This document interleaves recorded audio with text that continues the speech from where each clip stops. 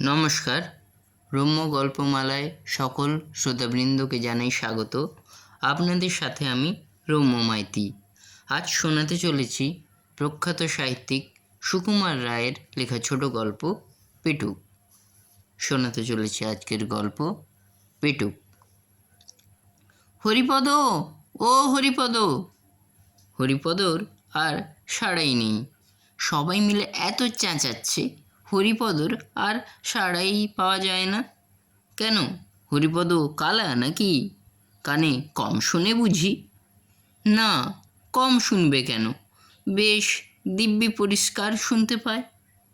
তবে হরিপদ কি বাড়ি নেই? তা কেন, হরিপদর মুখ ভরা ক্ষীরের লাড্ডু ফেলতেও পারে না, গিলতেও পারে না। কথা বলবে কি করে? আবার ডাক শুনে ছুটে আসতেও পারে না। তাহলে যে ধরা পড়ে যাবে। তাই সে তাড়াতাড়ি লাড্ডু গিলছে আর জল খাচ্ছে, আর যতই গিলতে যাচ্ছে ততই গলার মধ্যে লাড্ডুগুলি আঠার মতো আটকে যাচ্ছে। বিষম খাবার জোগাড় আর কি। এটা কিন্তু হরিপদর ভারী বদভ্যাস।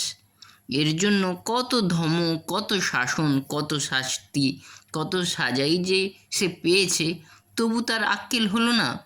তবু সে লুকিয়ে চুরিয়ে পেটুকের মতো খাবেই। যেমন হরিপদ, তেমনি তার ছোট ভাইটি।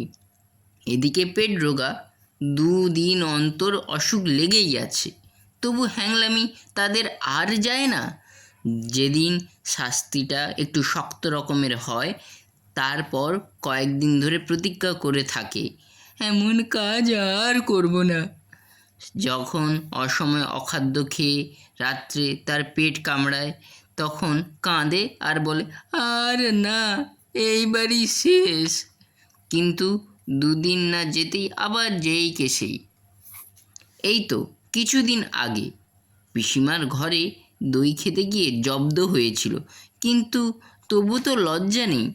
হরিপদর ছোট ভাই শ্যামাপদ এসে বললে, দাদা, শিগগিরই এসো, পিসিমা এইমাত্র এক হাঁড়ি দই নিয়ে খাটের তলায় লুকিয়ে রাখলেন।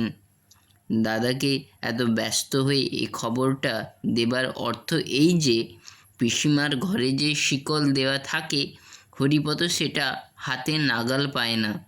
তাই দাদার সাহায্য দরকার হয়।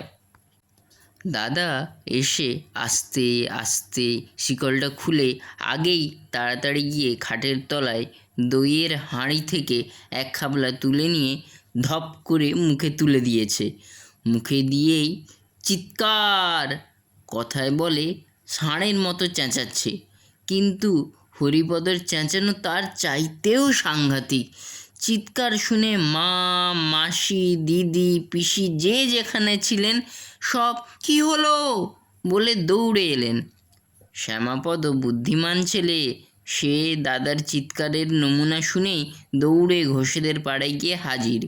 সেখানে অত্যন্ত ভালো মানুষের মতো তার বন্ধু শান্তি ঘোষের কাছে পড়া বুঝে নিচ্ছে।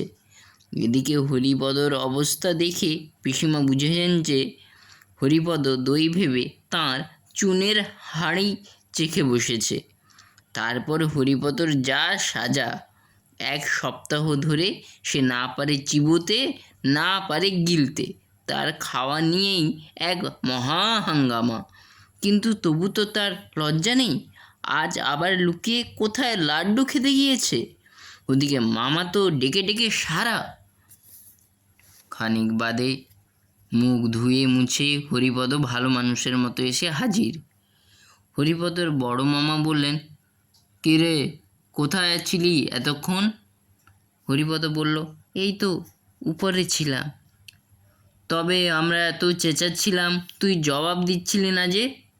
হরিপদ মাথা চুলকোতে চুলকোতে বলল, আগে জল খাচ্ছিলাম কি না। শুধু জল, না কিছু স্থলও ছিল? হরিপদ শুনে হাসতে লাগলো, যেন তার সঙ্গে ভারী একটা রসিকতা করা হয়েছে। এর মধ্যে তার মেজ মামা মুখখানা গম্ভীর করে এসে হাজির। তিনি ভিতর থেকে খবর এনেছেন যে হরিপদ একটু আগেই ভাঁড়ার ঘরে ঢুকেছিল, আর তারপর থেকেই প্রায় 10-12খানা ক্ষীরের লাড্ডু কম পড়েছে। তিনি এসেই হরিপদর বড় মামার সঙ্গে খানিকক্ষণ ইংরেজিতে ফিসফাস কী যে বলাবলি করলেন। তারপর গম্ভীরভাবে বললেন, বাড়িতে ইঁদুরের যেরকম উৎপাত, ইঁদুর মারবার একটা কিছু বন্দোবস্ত না করলে আর চলছে না। চারিদিকে যেরকম প্লেগ ও ব্যারাম, এই পাড়া শুদ্ধ ইঁদুর না মারলে আর রক্ষা নেই। বড় মামা বললেন, হ্যাঁ, একটা ব্যবস্থা করা হয়েছে। দিদিকে বলেছি সেঁকো বিষ দিয়ে লাড্ডু পাকাতে। সেইগুলো একবার ছড়িয়ে দিলেই ইঁদুর নির্বংশ হবে। হরিপদ জিজ্ঞেস করলো, লাড্ডু কবে পাকানো হবে? বড় মামা বললেন, সে এতক্ষণ হয়ে গেছে। সকালেই টেপিকে দেখছিলাম এক থাল ক্ষীরের নিয়ে দিদির সঙ্গে লাড্ডু পাকাতে বসেছে। হরিপদর মুখখানা আমসির মতো শুকিয়ে এলো। সে খানিকটা ঢোক গিলে বলল, সেঁকো পিস খেলে কি হয় বড় মামা? হবে আর কি, ইঁদুরগুলো মারা পড়ে, এই হয়। আর যদি মানুষ এই লাড্ডু খেয়ে ফেলে? তা একটু আধটু যদি খেয়ে ফেলে তা নাও মরতে পারে, গলা জ্বলবে, মাথা ঘুরবে, বমি হবে, হয়তো হাত পা খিঁচবে। আর যদি একেবারে 11টা লাড্ডু খেয়ে ফেলে? বলে হরিপদ ভ্যাঁ করে কেঁদে ফেলল। তখন বড় মামা হাসি চেপে অত্যন্ত গম্ভীর হয়ে বললেন, বলিস কি রে, তুই খেয়েছিস নাকি?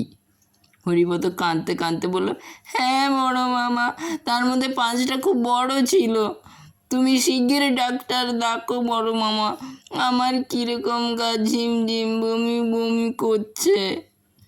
মেজ মামা দৌড়ে গিয়ে তার বন্ধু রমেশ ডাক্তারকে পাশের বাড়ি থেকে ডেকে আনলেন। তিনি প্রথমেই খুব একটা রকমের তেতো ঔষধ হরিপদকে খাইয়ে দিলেন। তারপর তাকে কি একটা শুঁকতে দিলেন। তার এমন ঝাঁজ যে বেচারার 2 চোখ দিয়ে দর দর করে জল পড়তে লাগলো। তারপর তাঁরা মিলে সবাই লেপ কম্বল চাপা দিয়ে তাকে ঘামিয়ে অস্থির করে তুললেন। তারপর একটা ভয়ানক উৎকট ওষুধ খাওয়ানো হলো। সে এমন বিস্বাদ ও এমন দুর্গন্ধ যে খেয়ে হরিপদ ওয়াক ওয়াক করে বমি করতে লাগলো। তারপর ডাক্তার তার পথ্যের ব্যবস্থা করে গেলেন। 3 দিন সে বিছানা ছেড়ে উঠতে পারবে না, চিরতার জল আর সাগু খেয়ে থাকবে। হরিপদ বলল, আমি উপরে মার কাছে যাব। ডাক্তার বললেন, না, যতক্ষণ বাঁচবার আশা আছে ততক্ষণ নাড়াচাড়া করে কাজ নেই, ও আপনাদের এখানেই থাকবে। বড় মামা বললেন, হ্যাঁ, মার কাছে যাব না আরও কিছু, মাকে এখন ভাবিয়ে তুলে তোমার লাভ কি? তাকে এখন খবর দেওয়ার কিছু দরকার নেই। 3 দিন পরে যখন সে ছাড়া পেল তখন হরিপদ আর সেই হরিপদ নেই। সে একেবারে বদলে গেছে। তার বাড়ির লোকে সবাই জানে হরিপদর ভারী ব্যারাম হয়েছিল। তার মা জানেন যে বেশি পিঠে খেয়েছিল বলে হরিপদর পেটের অসুখ হয়েছিল। হরিপদ জানে সেঁকো বিষ খেয়ে সে আর একটু হলেই মারা যাচ্ছিল। কিন্তু আসল ব্যাপারটা যে কী তা জানেন কেবল হরিপদর বড় মামা ও মেজ মামা, আর জানেন রমেশ ডাক্তার, আর জানলে তোমরা যারা এই গল্প পড়েছ।